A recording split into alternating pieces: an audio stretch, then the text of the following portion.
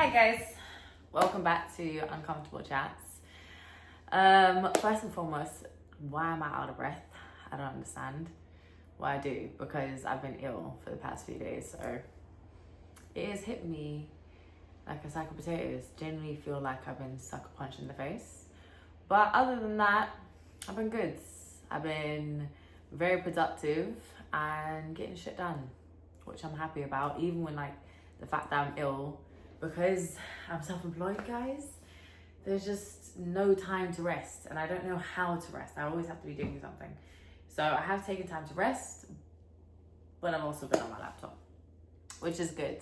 It's needed. I need to keep my mind stimulated, but also, like, I've not trained in nearly 3 days, which doesn't sound like a long time, but I wanted to train. Like, I've felt the want, the desire to train. And it hasn't felt like I need to train because my body still looks good. I still feel good. I'm holding on to my muscle mass. I don't necessarily feel flat. Like, everything feels good, but I just want to train. I don't think anyone understands, like, when you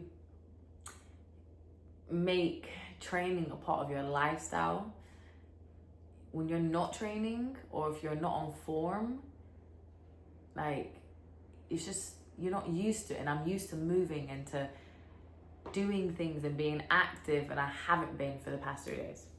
Past 3 days I've been genuinely doing the bare minimum because I've been trying to let my body recover and rest. And I've been drinking my health shots, which I make, which have ginger, turmeric, lemon, mint, manuka honey, and then having my teas. So these are the teas I get from the Caribbean shop. So in here, we've got the ginger and turmeric, as well as the soursop, cranberry, and pumpkin seeds. So drinking this, obviously my favorite cup, to just try to boost my immune system. And also, there is this vitamin D spray, which I've got again. So I get it every winter because obviously where summer starts to go down and we're not getting our vitamin D from the sun, I'm like, okay, maybe I need it. Maybe I need some vitamin D. Maybe I'm lacking something. So that's what I've been taking. So it's a little spray. You spray it underneath your tongue. And normally, I remember last year when I got it for like the winter period, I was feeling incredible. Like, obviously I'm waking up for 6 o'clock in the morning to train clients at 6:45 in the morning. So like I'm taking 3 sprays underneath my tongue, holding it for a minute, 2 minutes, doing whatever I need to do around the house, and you swallow it. And I would feel so energized. So that in particular helps. So I've got that again. And yeah, I woke up today being like, okay, I need to record. I have a lot of things I need to do. So this is why we're recording on Thursday at 12:43 in the afternoon. And then go to the gym, train, whether it's a full body or lower body. I don't actually care what I end up doing. I haven't planned it because I don't want to put pressure on myself to tick off the things that I want to do in my training session, because I just want to train. And I think obviously someone like myself who I train, and anyone that trains consistently, when you have like a period where you stop training, not necessarily because you need a break off, like because your body's tired or you're busy, like I'm ill. This is against my will. I do not want to not be training right now. I want to be active. I have shit to do. So yeah, right now this is against my will. So now I just don't want to put pressure on myself to have to do anything. I want to do what my body says I can do. I'm going to listen to my body, and that's what's important, is to not overdo it, but still go in and train. I'm at that point where I'm like, okay, even though I woke up feeling like shit, today is the day we're back in the gym. I said yesterday on my story, and we're back in the gym today. So I've gotten ready, made myself feel good. Hell, I even got my trainers, washed my trainers so they're nice and clean. Like, I'm fully ready for the gym right now, but I needed to record this because, yeah, like, we've got shit that we got to do, and we're just going to do it. And I was speaking to my mate yesterday, and I was saying, like, the mentality, like, I have is kind of more just around, like, fuck it. Like, it has to be done. Like, I have to do it. And they obviously were like, yeah, but, like, you don't always have to. I'm like, no, but I have to. Because when I put in my brain the idea or the space for doubt, that is when my brain's going to start creating doubt. Whereas if I put in my brain, I have to do it, fuck it, and I don't put any like doubts around it, or I don't put, oh, well, maybe I don't have to do it, maybe this, or maybe, no. There's no ifs or buts. I'm not programming that in my brain. I'm literally saying, okay, today I have to do this, I have to do that. Understandable, like there's times where we're like, okay, if we can't do something, or if something comes up, or if plans change or whatever, if your body's like, no, okay, cool, I hear you. But my mentality with things I have to do, I've realized just to get it done, it's, I have to do this. I have to do it. It's gonna happen. Doesn't matter if I do it now, later, I'm doing it. So, pardon. Today is the day where I'm like, yes, this and this and this has to be done. I don't care if I get anything else done off my list. In terms of the priorities, the top ones, that is getting done. So yeah, so that's today. And that's the message for today, I guess, is listen, it doesn't matter what you need to do. Okay? Like whether it's like you have, let's say you have 10 things on a list that you need to complete today. Pick out of those 10 things on your list, what are the 3 top priorities that are non-negotiable today? And do those. And then if you have time to do the rest, beautiful. If you have energy, do it. Go ahead. But if you don't, you know what? You can make those other things, 3 other things out of that 10 list. Take the 3 that are completed, the other, how many is that? 7 that have not been completed. Take them, split it up to 3, do it the next day. Don't put pressure on yourself, because sometimes the capacity of what we're able to do things at sometimes varies each day. You can give your 100%, but then if you put pressure and think, oh yeah, I've not completed this list of 10 things, I was only able to do 3, I still have 7 other things I need to do, then you're putting pressure and you're not able to appreciate the fact that you got done the 3 things that you needed to do that were priority. So take time. That's my advice for today. Also, what have I done? What have I completed? So the 2 things on my list that needed to get done, well, actually there are 3 things, but like top priority was launching the plans. So obviously, as everyone already knows, like if whether or not you've followed me on my main account or you know what I do other than like Uncomfortable Chats, it's obviously personal trainer. I've managed online coaches previously, and I still manage online coaches businesses, but just discreetly. I don't do it and I don't advertise it, but optimizing people's businesses online and creating a platform for them.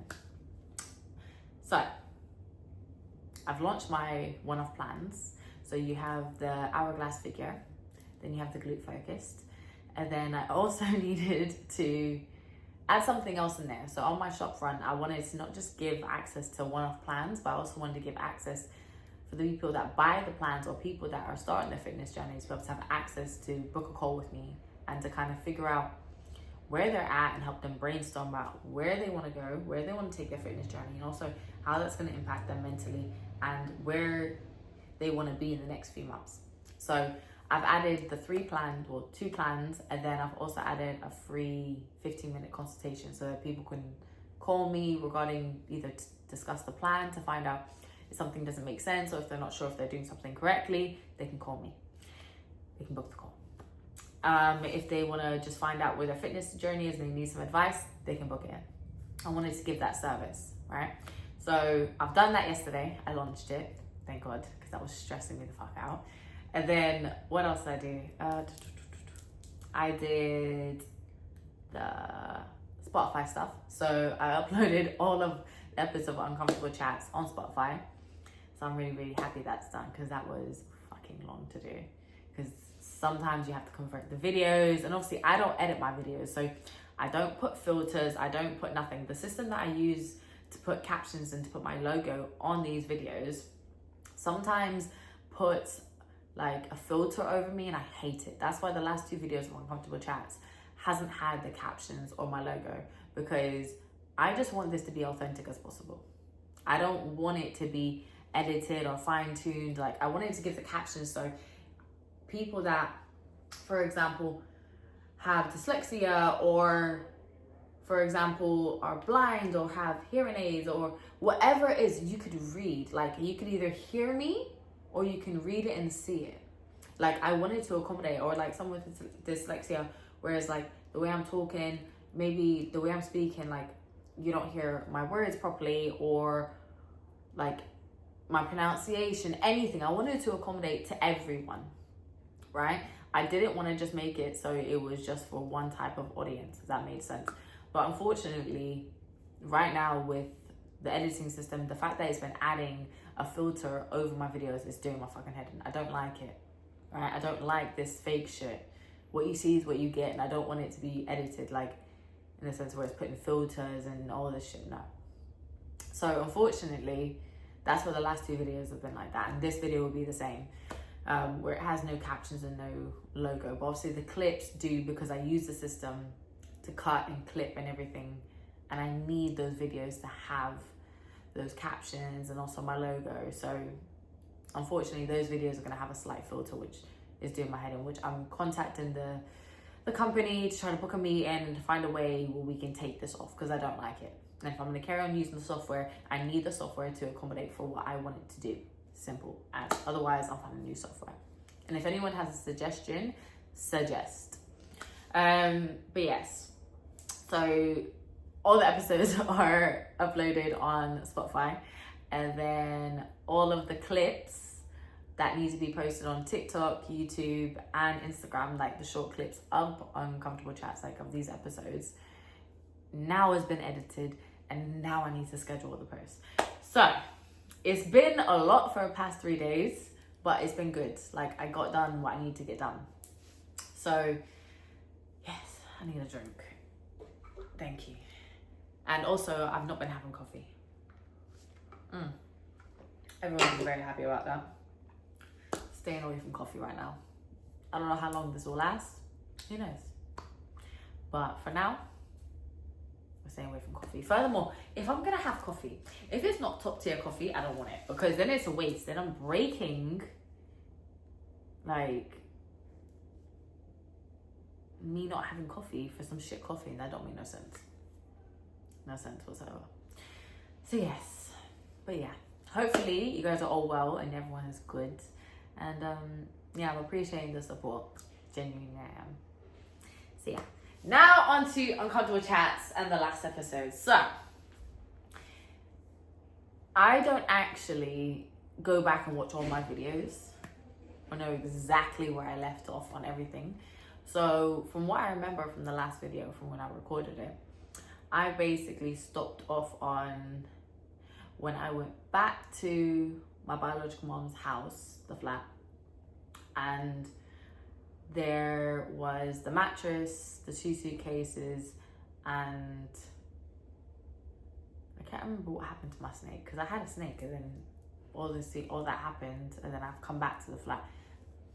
Snake's gone. I don't know, remember. But anyways, so I was explaining that in the last video, the mattress was fucking disgusting. Looked like it had been run, like genuinely looked like someone took it outside, dragged it outside in a puddle of shit, piss, mud, and dragged it back in the fucking house. So yeah, so from there, called my social worker, and yeah, I can't stay here. I can't. And I've been calling her, and I think I was there for about 2-3 days. I think it was the 3rd day, because I've been calling her every single day, because basically the reason why I had to go back is because they had no placements for me. And I understand with like social services, the way it works, right, is you have an emergency placement, you have long-term placements, but there was no emergency like spaces for me to go. And I wasn't given the option of a hostel, but to be honest, I wouldn't have gone, right? Like, why am I gonna go stay there when I'm gonna fucking deal with this bullshit? Like, I don't need to be put in more bullshit situations. Like, no offense, not all hostels are bullshit, but I've seen how some of them are, and yeah, no. You're basically putting me in a situation that fights. Don't make no sense.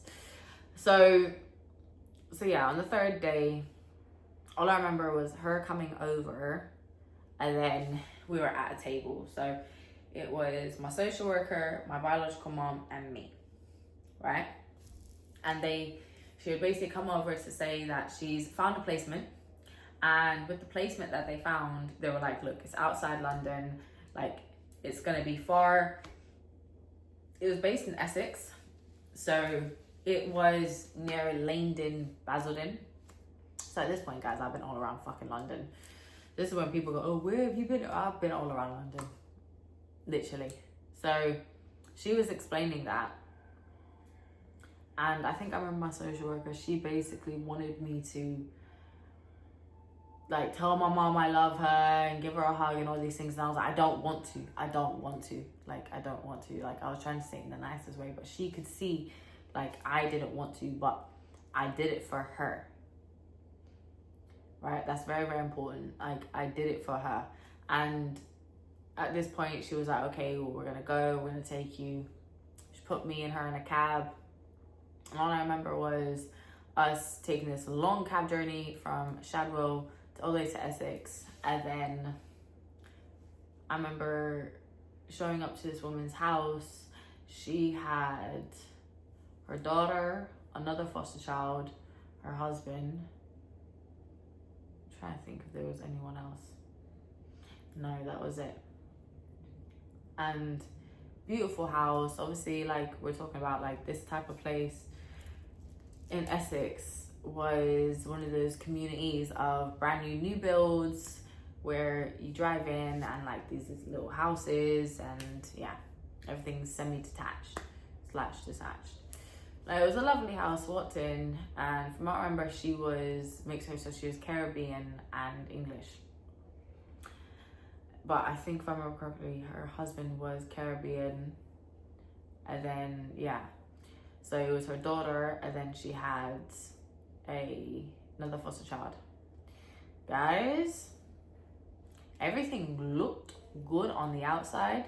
Lord have mercy. And I've never spoken about this story in detail, right?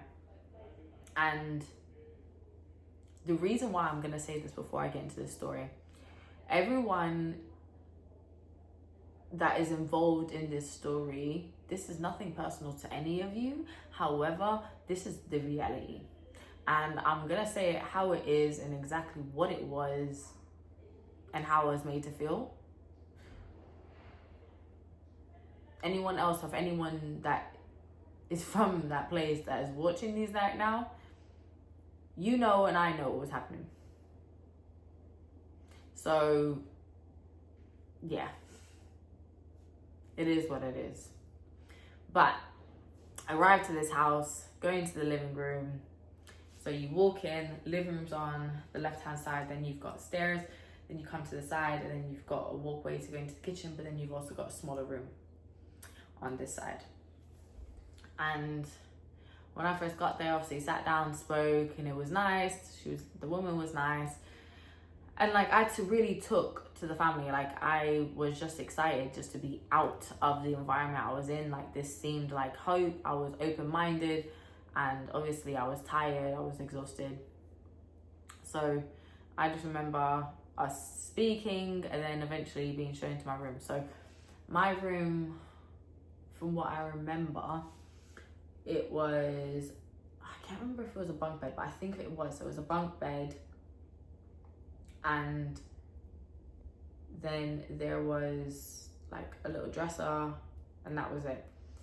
So I remember going into that room and just, a lot of things were a blur. I feel like I blacked out like during a period of my life at that place, if I'm being totally honest.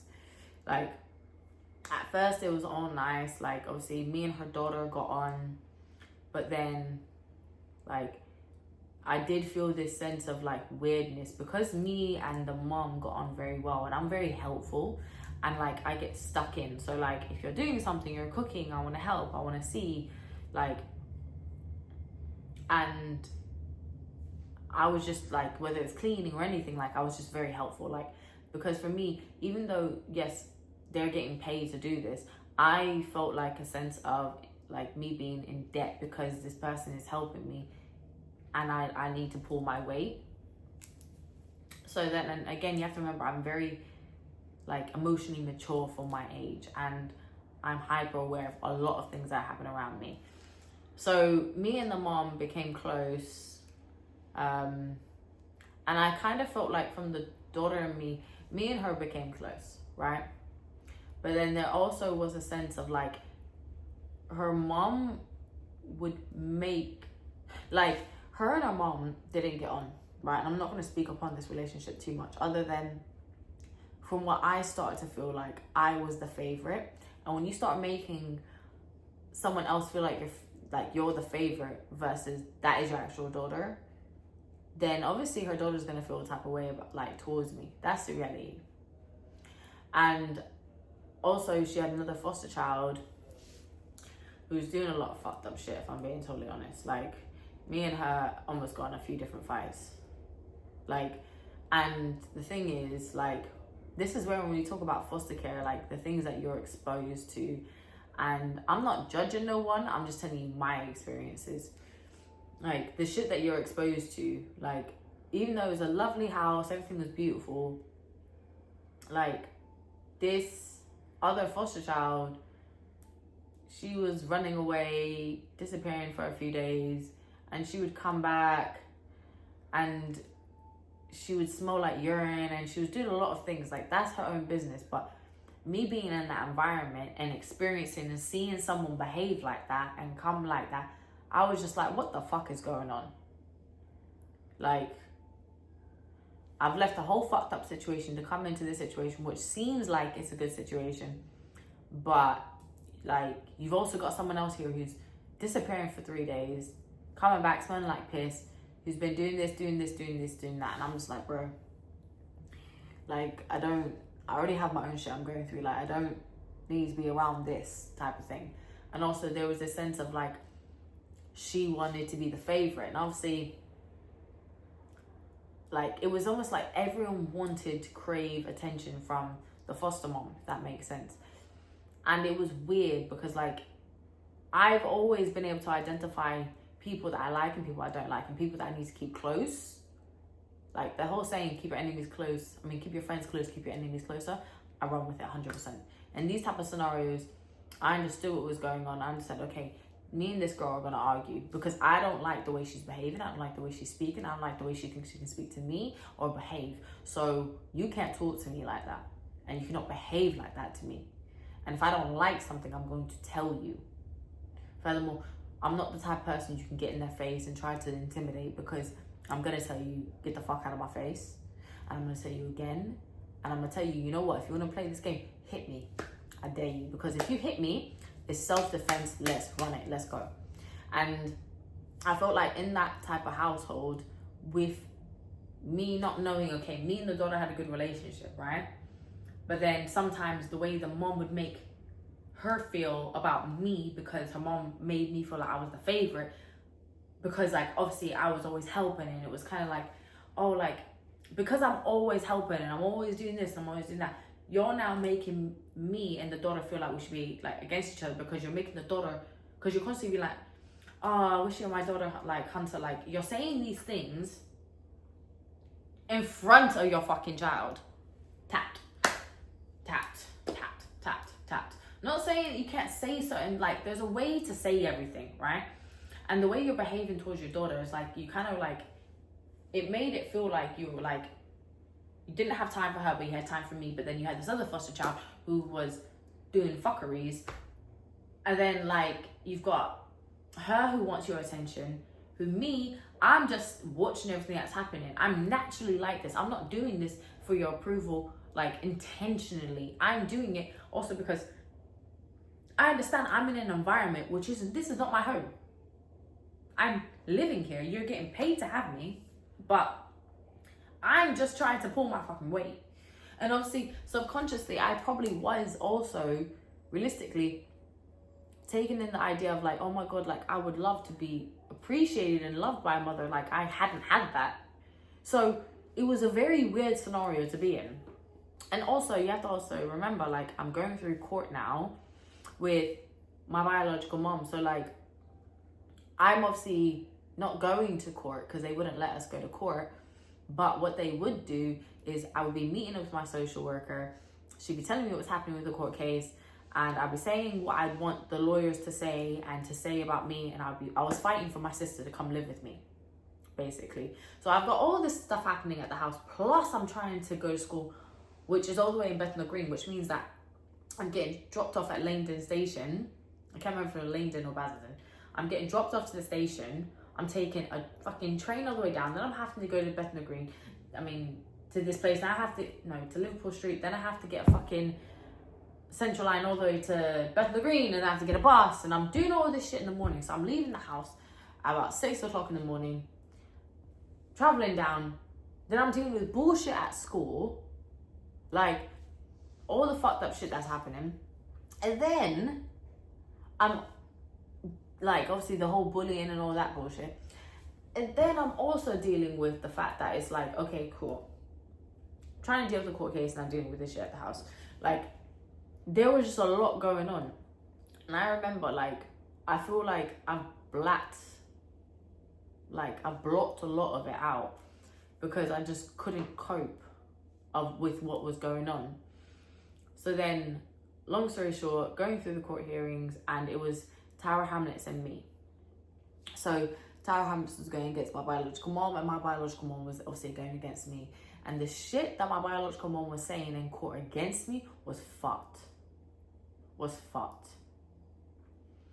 And all I remember was there was a few allegations which were far from fucking true, which were being made about me. And I remember times of me hearing about this, and because they would have to ask me if these allegations were true, and I'd be having to tell them no, it's not, and then dealing with that, and then going into my room and just having moments where I'm just on the floor crying, just like pleading and begging that things need to change. Like, how the fuck am I going to get my sister back? I'm in this scenario where I'm meant to be protected. I'm dealing with all these different things around me, and I'm just like, okay, cool.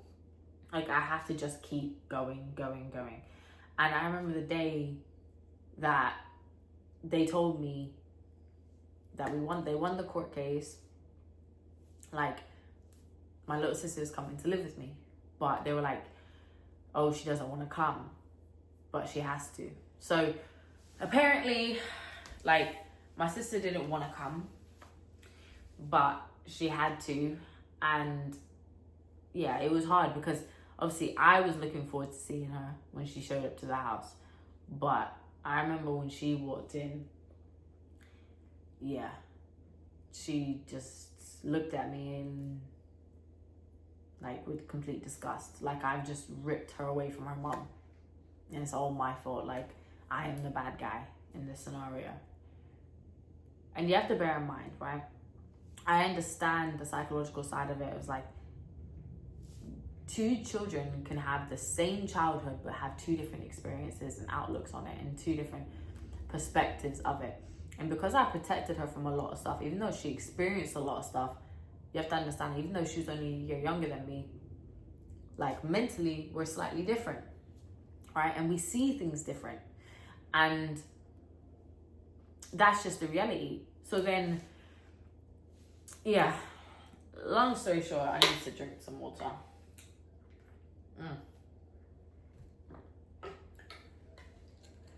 It was the day that she came to the house, and yeah, she just looked at me with complete disappointment.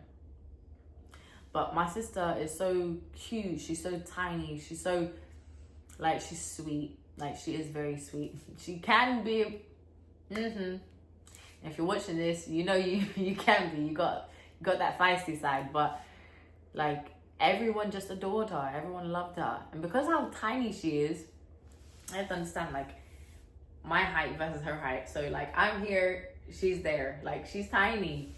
And, like, even her back is, like, tiny. Like, compared to me, like, her back's like this. Like, she's very tiny, very petite. So, yeah, so I feel like obviously the woman saw her and then immediately was like, oh, like, she's so cute. Like, and my sisters can be polite. We know how to play the game. We know how to, like, I told you guys, we were taught how to behave and how to be, in the sense we're, like, acting, put on a front. So, yeah, I don't remember how we got moved to the room upstairs, but all I remember was when she first arrived, we hadn't, like, she wouldn't speak to me. Like, she wouldn't speak to me, and yeah, like, she wouldn't talk to me. So they were basically saying, like, my biological mom still has visiting rights to my little sister. So with my social worker, and bear in mind at this time, like, I'd had my social worker for a long period, and like, we had been through it thick and thin, and we had to go to the visiting center, and I had to take her there. So I was like, yeah, I'm fine to take her there. So I would take her there, and then obviously she would see my biological mom, but I wouldn't. Like, I can't remember if it is because of the court hearing where we weren't allowed to see each other, or if like I just didn't want to. I can't remember. But I wouldn't see her, and my sister would. And I remember, like, sometimes she would come out of it, sometimes she was alright, sometimes she wasn't, but like, she wouldn't want to talk to me. Like, there was a while where she wouldn't talk to me. And I remember the day where she did talk to me. Like, I remember the day where it all stopped, because remember, like, certain things are quite blurry. And the day where she wanted to talk to me was when I was in my room, in that same little tiny room, and I don't know how she found this out or why, but she basically came into the room, and I just remember her crying. And I'm trying to remember what she was saying. I think she was just saying she's sorry, and she was pissed off, and she was shouting, and basically said that she's gone back to him. She's got back to him. And she's like, I don't know how she could go back to him. I could never. Then she was obviously apologizing to me. She's hugged me. That was the first time she'd spoken to me again for weeks. And obviously you have to understand, like, for me, I'm in this household. I've just got myself out. I'm trying to get her out because I understand the situation we're in. And obviously, while she's still living at the house, I'm panicking because I'm like, that guy cannot be around my little sister. Like, he can't be around her. Like, and then she finally, like, we won the court case, and she's got brought to me, and then she doesn't want to talk to me, and she hates me. And it's like, that's the only thing I have, is my sister. And I'm in this scenario where I've got this fucking other foster child doing fuckeries and arguments and all this, that. I've got the foster woman who's showing me love, but also making me feel weird because, like, you're making me and your daughter feel a type of way against each other when me and your daughter actually get on, like, we actually like each other. Like, it was very bizarre period of time. And like, for me and my sister not to talk, and for her not to talk to me, it was genuinely heartbreaking. Like, I feel like I blocked a lot of this out because it broke my heart.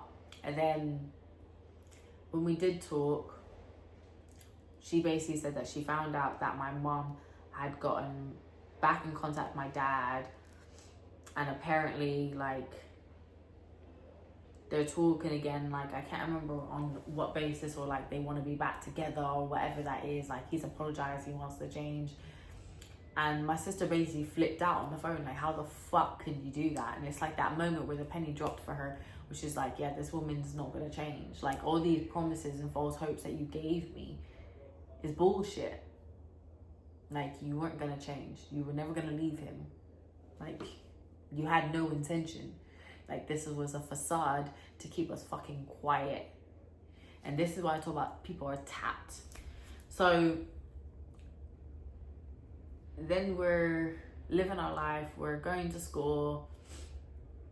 What else? So then, yeah, all of these things are happening. And I remember, like, it started getting bad. So long story short, right? So my foster mom, before she got, my legs up, my knees up. Oh my God. Before she had gotten with her husband now, at the time, right? She had three other kids. And long story short, I needed to make some extra money because there was no money like coming in. Like the only money that we would get was the money for our travel. So I think we were paying like £3.60 for our ticket on the National Rail because obviously we were students and obviously we were underage. Why is my legs hurting? I feel like I got a dead leg. So we were paying for the discount card. So paying for that, and I had my Oyster. My Oyster would get topped up. So we weren't receiving money for our weekly allowance and for like food or anything else. So like I wanted to find a way to make money because I was like, me and Taylor can't like survive off of this. So then, long story short, I don't know how I ended up doing it, like, but my foster mom took her to her eldest daughter's house where it was her and her husband and their daughter. And I don't remember how we got on the topic, but I was like, yeah, I'll iron your stuff. I'll iron your clothes. And because she would pay for someone to iron her stuff. So I took the opportunity, so I would be like, because I'm a hustler, I'm gonna find a way to make money. That's my reality, especially when you have someone else to take care of. So I started ironing her bed sheets and her clothes. So I think it was like once a week we had agreed that she would drop off like a bag, like a black bag full of clothes. And then she started taking the piss, if I'm being totally fucking honest. And this is what pissed me off. Because we had agreed a certain amount for her to pay me per black bag. But then I remember that like I was doing it for a little bit and I told my social worker's like, you're doing what? And I was like, yeah, to bring extra cash. Or maybe this was before I told her, because basically the black bags, she normally is meant to bring one. But then there was another time she bring two, and I was like, okay, let me not say anything. Like, she's still gonna, like, I thought she was gonna pay me more because you bring me 2 black bags. But she didn't. And then there was another time where she bring 3, and I was like, no, I need to say something. And I struggled to say something because I didn't want to lose the money that was coming in. And it wasn't anything, like, stupid, right? It wasn't a lot of money. Like, come on. Like, you're taking the piss out of me if we're being totally fucking honest. So I can't remember if it was like £10 per bag or like something like that, like £15. I can't remember, but like I just remember me allowing it to go on because I didn't want to stop the money, and also I felt uncomfortable saying anything. So then I was just carrying on, but there was a point where I was like, okay, like you said you were gonna pay me X amount per bag, but you've given me 3 bags. Are you gonna give me like more? And then there was like a discussion around it, and I can't remember what happened, but I think, if I remember correctly, like there was this whole thing about, no, that wasn't what we agreed. And I was like, well, what? And I was confused. And long story short, I remember speaking to my social worker about money and like finding out like, is there like, are we meant to have any allowances or things like that? And she was like, yeah, you're meant to have your weekly clothes allowance, your travel allowance, and your food allowance, so your pocket money. So then I told her, I said, we haven't been receiving anything. The travel money that is being given to us is £3.60 per day. Like literally in the morning she would give us £3 coins, 60. What the fuck? So I remember, and my social worker was saying like, oh yeah, like, but sometimes they keep the clothing allowance for the whole month, and then you can go and spend it. Well, I was like, well, I haven't seen this clothing allowance. And bear in mind, the child gets their own allowance for stuff, but then the foster carer gets their own money to look after you, so like to top up if you need anything. So like I remember like going through everything and being like, okay, when she bought us socks, when she had to buy us something, how much would that have really, really costed? How much would it have cost this? How much would it have cost that? If she's been spending this money on us, apparently, if she's holding on to our clothing allowance, but then you've only bought us socks, you only had to buy us that only cost X amount of money. I remember breaking this shit down. This is how I was as a child, which barely had an education, I've always been very, very strategic and very like able to analyze situations, to hone in and look at data and look at things to be like, okay, this don't make sense, this don't make sense. Like, I don't know how or why I've always been able to do this, but I was very good at it. So I basically broke it down to my social worker and I was like, this don't make no sense. Like, this person is stealing money from us. Like, I want our allowance and I want to be moved. Like, this ain't acceptable. And while this was all going on, there was like the relationship between her and my little sister started to break down. And then the relationship between my sister and the other foster child, they became very cliquey and then kind of like against me like a little bit. And I was like, what the fuck is going on here? Why are you trying to turn my sister against me? Like, I'm gonna beat the living fucking shit out of you. I don't know who the fuck you're talking about, right? Because obviously that girl didn't really like me. And then shit trying to be said and no. That can't run. You're not about to do that, right? So then my sister is also hearing shit because and the foster care woman didn't make it better because she had made a comment to my sister and to me. So she had made a comment to me individually and was like, oh, I would adopt you, like I love you, like you're like my own daughter, but I wouldn't adopt your sister. Who the fuck are you talking to? That you'd adopt me, that you'd want me, but you wouldn't want my sister? Are you crazy? Mad. No, there was no way in hell that shit could fucking run. And I remember the day I told my sister, we need to get out of this. We need to get out. She's stealing money. And also she's made this comment. And Taylor, I will never leave you. I will never fucking leave you. And I will never, like, I remember us being on the bus on the way back. Nah. And then I had to obviously make this whole case to my social worker. So long story short, we got the money back. And we got put into a new placement. Because that placement had broken down. Like, there was no way in hell you could... Like, there was a lot of emotional manipulation and, like, gameplay that was happening. That was fucked up. But... Sorry guys, I'm realizing the time and I need to go soon. But yeah, see, look, this situation, I'm meant to be keeping this video short for you guys, and we're already at 42 seconds or 42 minutes because like this was such like a fucked up situation and it fucked with my head so much and like, oh my god. Yeah, roller coaster.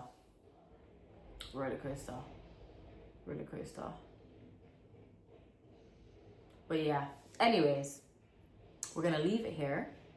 So that's the first foster home. We've got 2 more. But yeah, anyways, hopefully you guys all have a great day. Take care. And don't forget the message of, if you need to do something, do it. And out of 10 things, pick 3, not 4, fuck no. Pick 3, and then you can do the other 7 next day. It's okay. Prioritize. Pick 3, finish. If you can finish more, cool. But just don't overexert yourself and put too much pressure to do things and to finish things when your body is not in the place to do it or your mind's not in the place to do it. Like, there's no rush. And also, this other thing I wanted to mention, time is fucking currency. So wherever you're putting your time, make sure you're spending it with the right place, right people, doing things that you actually enjoy. But yes, anyways, what was I gonna say? Yeah. I hope you guys all have a great day. I'm gonna go train right now. Wish me luck. Hopefully this goes well. It will go well. I have no choice. Remember that? You ain't got a choice. But yeah, everyone take care and have a great day. Bye.